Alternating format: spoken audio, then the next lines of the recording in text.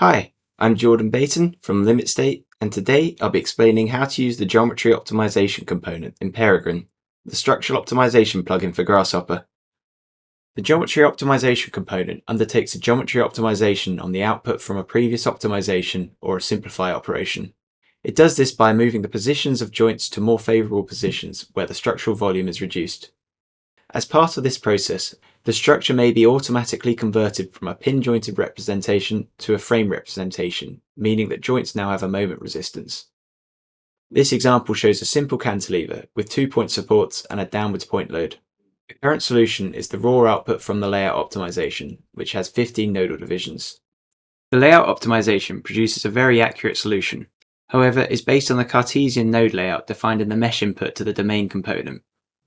A geometry optimization can help to further reduce the volume of the solution by allowing the predefined nodes to migrate into more optimal positions.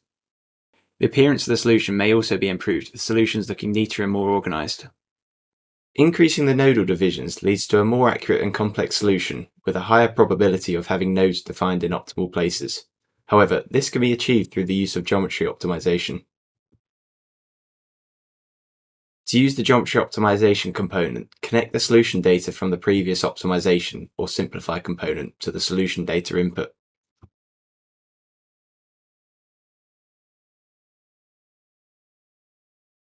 The max joints input is an integer which states the upper limit of the number of nodes that are allowed in a structure to undergo the geometry optimization.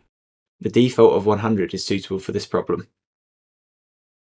The max iteration input is an integer which sets the number of geometry optimization iterations that are allowed to take place before the solution is returned. If convergence occurs before this value is hit, the geometry optimization will be curtailed. I'm going to set the number of iterations to 100 to achieve a very accurate solution. The solution data is then connected into the View Solutions component. The solution is now a neat-looking Mitchell truss without overlapping elements as seen before.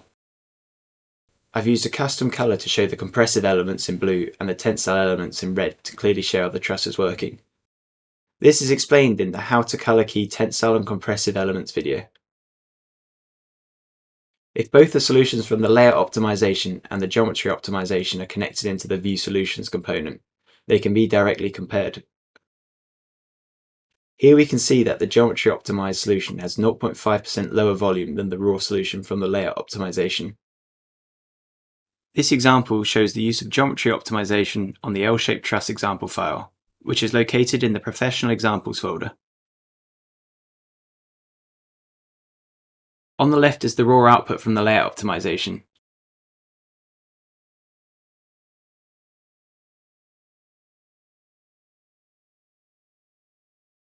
And on the right is the post-process solution that has had a geometry optimization completed.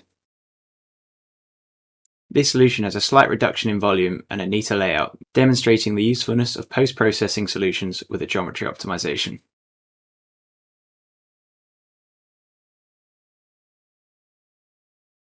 Thanks for watching. For more information, visit our website.